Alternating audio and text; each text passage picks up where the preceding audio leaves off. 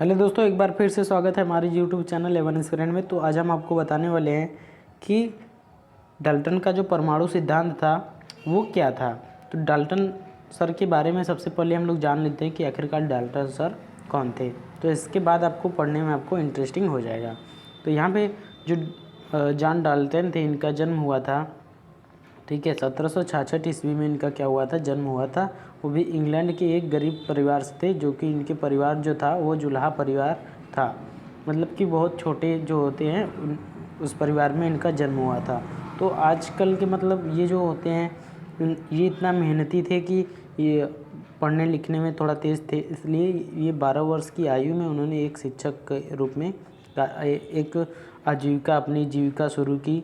मतलब पढ़ाना लिखाना वहाँ पे स्टार्ट किया 12 वर्ष की उम्र में। और उसके 7 साल बाद उनकी क्या हो गई, स्कूल में प्रिंसिपल बन गए, ठीक है, जिसमें वो पढ़ा रहे थे उसी स्कूल में वे प्रिंसिपल बन गए। तो मतलब बहुत ही कम उम्र में उन्होंने क्या हासिल कर लिया, एक मुकाम हासिल कर लिया, वे प्रिंसिपल बन गए। उसके बाद 1793 में जॉन डाल्टन कॉलेज में गणित, भौतिकी, रसायन शास्त्र पढ़ाने के लिए मैनचेस्टर चले गए ना दोस्तों। कहाँ चले गए? मैनचेस्टर। वहाँ पर उन्होंने जीवन का अधिकांश समय शिक्षण एवं शोधन कार्य में व्यतीत किया। सन 1808 में उन्होंने अपने परमाणु सिद्धांत प्रस्तुत किए, जो द्रव्यों के अध्ययन के लिए महत्वपूर्ण सिद्धांत साबित हुआ। इस तरीके से हमने जॉन डाल्टन के बारे में देखा कि वे कितना मेहनती थे और वे अपनी गरीबी को दूर करते हुए एक महत्वपूर्ण जो रसायनज्ञ थे और गणितज्ञ थे, उन्होंने अपने परिवार को संभाला था। इस तरीके से हम लोग अब जॉन डाल्टन के परमाणु सिद्धांत के बारे में बात करेंगे।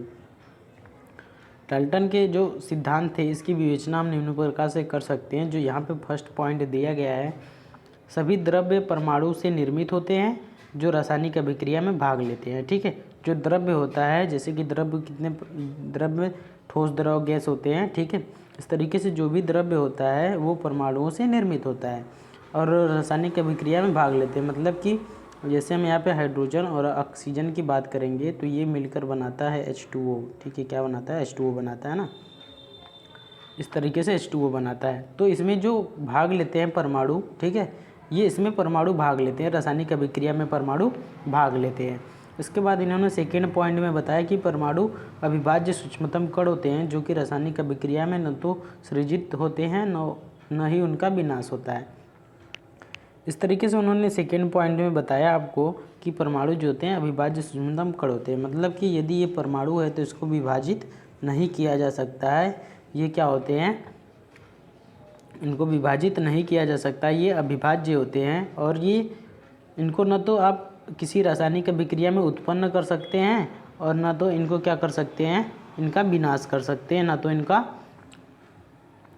तो इनको विनाश कर सकते हैं। थर्ड वाले पॉइंट में इन्होंने बताया कि दिए गए तत्व के सभी परमाणु द्रव्यमान रासायनिक गुणधर्म समान होते हैं ना। रासायनिक गुणधर्म क्या होते हैं? समान होते हैं। मतलब जो भी तत्व उसमें दिया गया जाएगा उसमें जो उसके गुणधर्म होंगे, जैसे कि मान लीजिए ये जो आयरन है, ठीक है, इसका, और मान लीजिए जो यहाँ पे कापर है, निकिल है, कोबाल्ट है, ठीक है। इस तरीके से जो भी इसमें होगा इन सभी का क्या होगा, रासायनिक गुणधर्म क्या होगा, समान होगा। फिर आगे उन्होंने चौथे पॉइंट में बताया कि भिन्न भिन्न तत्वों के परमाणु द्रव्यमान, ठीक है, भिन्न भिन्न तथा जो भिन्न भिन्न तत्वों के परमाणु द्रव्यमान होंगे वे क्या होंगे, रासायनिक गुणधर्म और जो परमाणु द्रव्यमान है ये दोनों क्या होंगे, भिन्न होंगे। जैसे कि उन्होंने बताया, ठीक है, इस तरीके से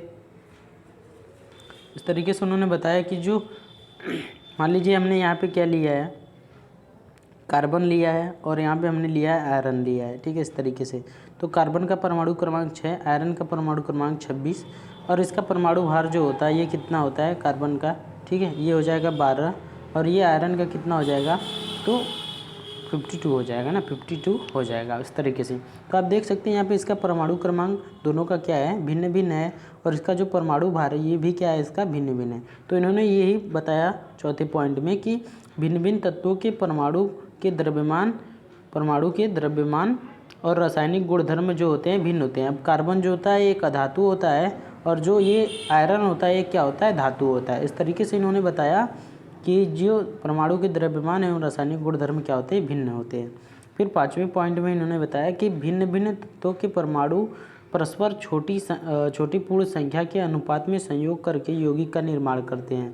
किसका निर्माण करते हैं? यौगिक का निर्माण करते हैं। जैसे कि मान लीजिए यहाँ पे मैंने लिया है क्लोरीन लिया है और HCl लिया है, ठीक है। क्या लिया है? क्लोरीन लिया है और HCl लिया है, H लिया है, ठीक है। तो ये क्या बनाता है? तो ये आपस में संयोग करके HCl बनाते हैं। क्या बनाते हैं? HCl बनाते हैं, हाइड्रोक्लोरिक अम्ल बना लेते हैं। इस तरीके से इन्होंने 5वें पॉइंट में बता दिया था। फिर आगे इन्होंने बताया 6वें पॉइंट में कि किसी भी यौगिक में परमाणुओं की सापेक्ष संख्या एक प्रकार निश्चित होते हैं ना, सापेक्ष संख्या एक प्रकार निश्चित होते हैं।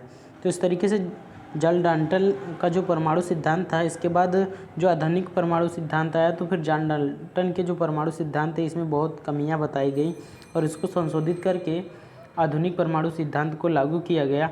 तो इस तरीके से जो जॉन डाल्टन थे, ठीक है, अगर इन्होंने नहीं बताया होता तो फिर आधुनिक परमाणु मॉडल जो था उसको बनाने में थोड़ा दिक्कत होता है। इस तरीके से जॉन डाल्टन का जो परमाणु सिद्धांत है ये काफ़ी महत्वपूर्ण सिद्ध होता है, जो आगे आने वाले जो रसायनज्ञ थे उनके लिए। तो उम्मीद करते हैं आपको जॉन डाल्टन के परमाणु सिद्धांत और उनके बारे में अच्छी जानकारी मिली होगी। तो यदि आपको वीडियो अच्छा लगे तो वीडियो को लाइक, शेयर और चैनल को सब्सक्राइब करना ना भूलें। Thank you so much. मिलते हैं नेक्स्ट वीडियो में, तब तक के लिए बाय।